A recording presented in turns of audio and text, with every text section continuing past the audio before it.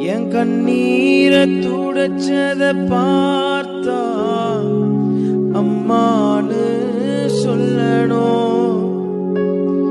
என் விண்ணப்பத்தை கேட்பத பார்த்தா அப்பான்னு சொல்லணும்.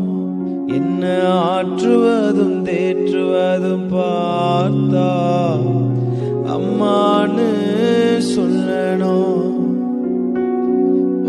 இரக்கத்தை உருக்கத்தை பார்த்தா அப்பான்னு சொல்லணும். அப்பான்னு கூப்பிடவா